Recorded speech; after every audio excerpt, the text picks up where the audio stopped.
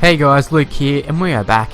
This is episode 10 of the Dream Team Tour. Let's get straight into the game, and we're taking on the most overrated side. And bear in mind, this is just my opinion. So before I start, I'd like to say, leave in the comments who do you think is the most overrated players in the game. And also leave in the comments like why you disagree with some of my players. Yeah, so as usual, we'll go into the team when it first appears. So obviously my team goes up first, and then the most overrated side will come up second. They're the away side. So yep, we've got overrateds. Yeah, so here's my team. See all the usual guys. There's been no changes except for Tony Williams starting. Yeah, I'm not sure why I put Tony Williams starting. I guess I just wasn't happy with Buhrer on this game. On this game, he's not very good. I suppose it was made in 2012, and at that stage, Buhrer was only sort of like a fringe first grader, I suppose. So there's the lineup. We'll go into it right now. So we'll start off with the fullback, Anthony Milford. So we'll skip all that. Well, we'll go through the team lineup as a whole, I guess, actually. So we've got Milford, Wighton, Nielson, Hopoate, Koroibete, Gidley and Pierce. And now let me make this tackle. Oh, we're nearly going to steal it there.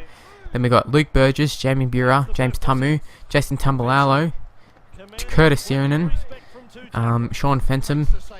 And then the bench is Luke Keary, Boyd Cordner, Tom Burgess and Luke Brooks.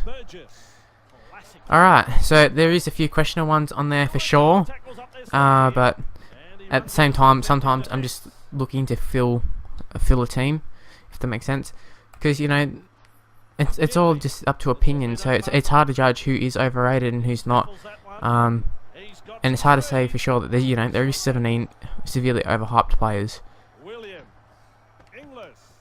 So we're going to start off with Milford, which I was going to do before. I don't know why there was that little bit of pause, but there was.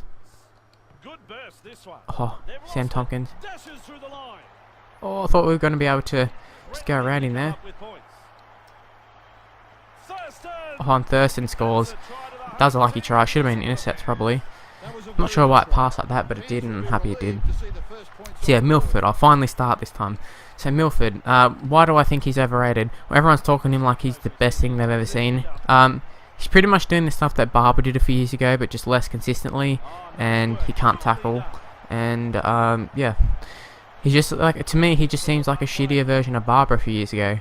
Not that he's bad. It's just the way they talk him up, as if he's gonna be the answer to everyone's problems at Raiders, at Broncos, everywhere he goes. Like $1 million for him is what Raiders were offering. No way would they have done anything with him playing fullback or fight. Well, maybe at fullback if they'd signed Cooper Cronk or someone, but at the way they're going, he would have done absolutely nothing for them.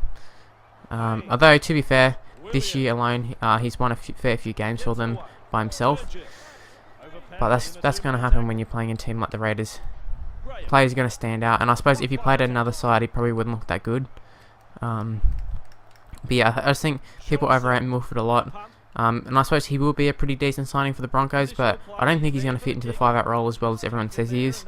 Once teams right now, he's playing 5'8" for the Raiders the last few weeks, but he can't defend. He's a terrible defender one-on-one, and we've seen with a few other players like Brooks and stuff. You just can't carry a guy out there unless he goes and defends on the wing or something. That's the only way they can possibly get away with it. And then we go on to the person with the ball right now, Jack Wighton. Now, a lot of people, they rated him. I do think he's a pretty decent player, but I think they just overrate him a lot. They talked about him being like the next Laurie Daly, stuff like that, when he was playing 5'8", and he came in and he was probably like one of the worst 5'8s I've ever seen. Every kick he did nearly went out in the full. But at fullback he's going alright, so give him a pass at fullback. At centre he's pretty good, but just the way they seem to overrate him. Like, he came in as 18th man for New South Wales before. I just don't think he's that good, or I don't think he's as good as what they're saying he is what I should be saying, because he is a decent player. And then we got Dane Nielson. I mean, you could argue that he's not really overrated. I mean, he's not even in the Warriors side anymore, but at the time they played big money for him. He playing State of Origin and stuff, and I think he got made to look good at the Storm. See how good Will Chambers looks, and Dane Nielson wasn't far from that. I'm not sure how these guys would go at other clubs. I think Will Chambers is a better player than Nielson for sure. I actually think Nielson was like a poor man's Chambers, to be honest, but Yeah, Nielson's been exposed at the Warriors. I know, like some players just don't suit going to other clubs, but yeah, Nielsen just been exposed badly. Then Hopoate, this might be a harsh one, but you know what? For the amount of money they pay for him, I'm not sure if it is 800,000, but you know, it's a stupid amount for him. I don't think he offers enough, and they talked him up like being the best thing ever. And as a Bulldog supporter, I was a little bit. It's a little bit hypocritical of me, but I was kind of doing as well, hoping he'd sign with the Bulldogs. But I'm glad he didn't, because I think we dodged a bullet. Him at fullback would not have worked, I don't think. To be fair, he has a lot of assists for the Red Rajahs, and we can see, goddamn. So Red Rajahs benefited a lot with having him there, I suppose. I think he plays on the same side. I don't even know. But the centers, he's pretty good at getting some assists, but I don't know, he just doesn't seem to be that quick or like that strong or have a heaps good step. And he played Origin a few years ago, and I was like, oh, okay, whatever, blood and a new dude. But they rushed him back in there this year. I mean, I know it was due to injury, but he went straight into consideration, and he hadn't been playing great for the Eels, and I don't get the hype with him. Well, I get the hype, but I just don't get why they keep saying he's so good right now. And then on the wing, the last wing spot, we have Marika Koroibete. Now, a lot of Tigers fans, they used to always rave on about Koroibete, and I remember seeing him in the first few games, and I was like, oh my god, this guy's a gun. And then later on, you sort of soon to realise that he can't defend. Well, sorry, he can defend sort of one-on-one, but like a lot of the backs, they get caught out when they have to make decisions like coming in and that sort of stuff, and he hasn't got very good hands either. And then when Koroibete scores a try, everyone goes, oh, why the hell wouldn't anybody sign Koroibete? He's so good. Look at that try he's just scored. And then he goes, like, he'll go and concede a try, and everyone go, oh, but look at the try he scored. So I just think, is he a bad player? No. But a lot of these players aren't bad players, they're just overrated. Yeah. So Koroibete, I'm kind of clutching at straws here for a few of these players. Koroibete's probably one of them, but you know, I feel he's probably the most overrated winger out of the players that I could find. So then we go into probably the top guys here. We got Gidley and Pearce in the halves for obvious reasons. Gidley, captain New South Wales off the bench. They couldn't sack him, like he was playing so shit. But because they made him captain stupidly, they couldn't drop him really. So bad move by New South Wales there. And like this dude, he's been playing for so long and has so many stupid mistakes in him, and he seems to think that he's like Andrew Johns or something. Like at the Knights, everything has to revolve around him. Like he always seems to like stuff all the plays up. Like, oh wow, Hopoate on Hayne. For example, like Knights would be on the attack, and instead of going to Mullen and all that, they go to Gidley a lot of the times, and it's like, really, you're killing the team. But it's enough of Gidley. We all know he's overrated. Go to Pearce as well. We also all know he's overrated, except for possibly Roosters fans, maybe. I mean, he has won a premiership, but I don't think it was based off him being so good. More Maloney and Sonny Bill and all that. And I really need to sneeze, but I'm not gonna. Hopefully I can hold on. So he played so many games in New South Wales. I don't remember him ever having like a good game or anything. And I think he definitely was in the side based off his last name. That's 2 bombs Haynes dropped. Wow. Or maybe that was from another episode. But yeah, what the hell is happening to Hayne? So we move on to the props. We got Luke Burgess and James Tamou. And I suppose we go with bench props as well. Got the other Burgess, Tom. And yeah, so the reason behind them is just, I think it's by association. I don't like the Burgess brothers. And then I think because they're the 2 ones who I don't think are that good. I mean, Luke was pretty good a few years ago, but his injuries have stuffed him. But oh, good tackle. Good tackle, Graham.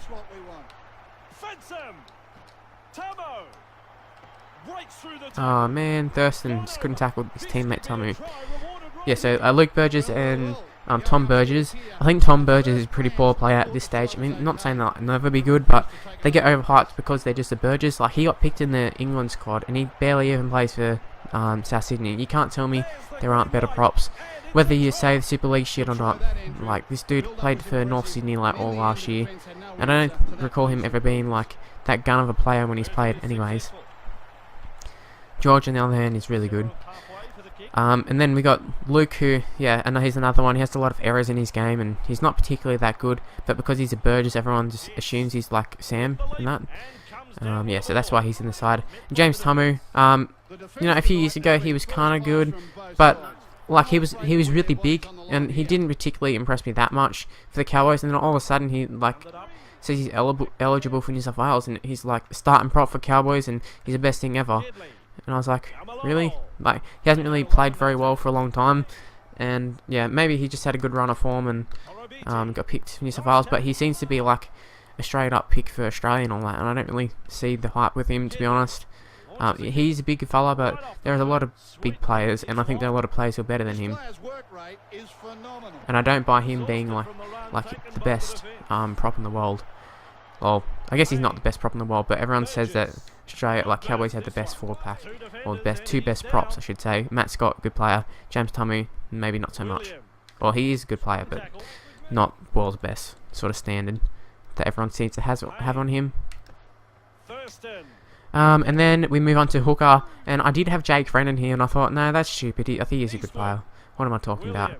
He does deserve it. So I picked Jamie Buhrer. Then this dude has played for New South Wales. Bear that in mind. He has played for New South Wales, and that's the sole reason him being inside.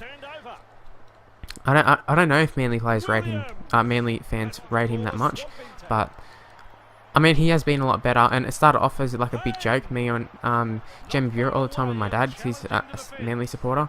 But thank God, Nielson will be able to outrun Morris if his life depended on it. I suppose that was kind of, oh, what the hell? Did you see all those palms? Jeez. It's like 3. This is on the highest difficulty. How the hell are they palming off players left, right, and centre there? Milford's a midget. Yeah, so Buhrer, I think he was originally a hooker, so I guess he kind of fits into the hooker role. But I can't really think of any other hookers that are overrated. I mean, we could have put Gidley there, I suppose. But we didn't.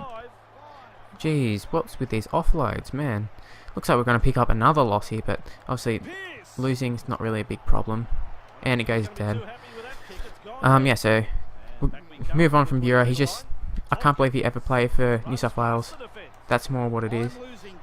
And Raja pushes off one. Cameron Smith for the line. Can he get there? He will get there, but improve it. Didn't really improve it too much. Hopefully he can kick the goal and even it up. I think the goal here should just be pass to Raja. He can run over a few players. Yeah, so Taumalalo and Sironen as the second rows, and Fensom is the lock. So we go Taumalalo. Everyone says he was going to be the best forward ever. He's next Sonny Bill, shit like that. And while he can produce a game or two that are like really good, just overall he's not that great of a player. He has potential, but right now I don't think he deserves the hype. Then we got Sironen, who every game I've seen him, he's been awful for the Tigers. But they keep, like, they said, oh, he's a guaranteed Australian player a few years. Like Tim Sheen's talked him up, everybody. And I just don't see it. Is he a 5'8" or is he a second row? Because he doesn't seem very good at either one of them at this stage. Oh. We don't want to make the mistake like we did last time and just keep offloading when it's not there. But right then, that was awesome.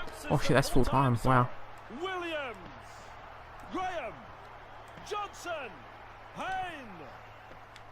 Oh, I thought we were going to have a runaway just there with Gidley. So we're going extra time. It's probably a good thing because I haven't finished the side. So yeah, Sironen, I just don't see it. I haven't, like I said, I haven't really seen him play a good game, and I suppose if he didn't have the last name, would people be talking him up? No. Same way as Pearce. And then we got Fensom. Now, this dude is kind of, I don't know, if how you look at things. A lot of people keep saying to me, like, well, I see all the time, oh, Shaun Fensom should be picked in New South Wales, he's so good, look at the tackles. Shaun Fensom is so underrated, and I completely disagree. And I said this when I was doing my underrated side, he definitely should not be in it. Now, let me explain why. Yeah, like I said, everybody talks him up as being like this super lock, and so it's such a crime that he doesn't get picked because he'd be a difference in New South Wales. Uh-oh. Uh-oh. And they're going to kick a field goal here, most likely.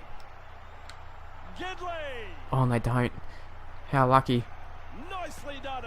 How lucky. Yeah, Fensom, like, what does he do? He tackles. Some of them aren't even they're not that effective tackles. They kind of just around the legs, and every now and again to get his stats up, he'll come in and lay a hand on the guy after he's tackled. Oh, a tactic didn't work. Pass to Raja. Didn't work there. Guess we'll pass it to Hayne this time. Oh, that was a risky offload. We need like a really good run here. because we're in trouble. Yeah, so Fensom, he just doesn't offer. He's a good super coach player, and I think people seem to think that like a good super coach player means that they're a good player in general. And I think a lot of people who say he's like really good and should be, oh, we're done. Unless we can, nah, they're going to go for it right now. And they're not going to miss. Burgess kicks it. Burgess can do everything.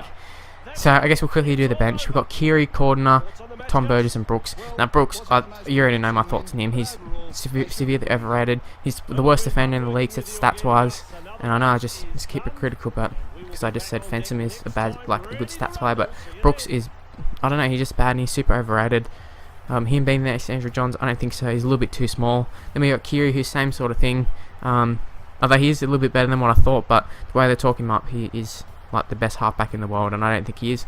At Cordner, I don't see, like, he is a good player, but the fact that like they rush him into like all rep sides and everything like that, I just don't see him being that good of a player. I mean, he is a good player, but him being such an elite player that as soon as like they rush him back from injury into the New South Wales side and drop 20 wins and all that, like, I just don't get it.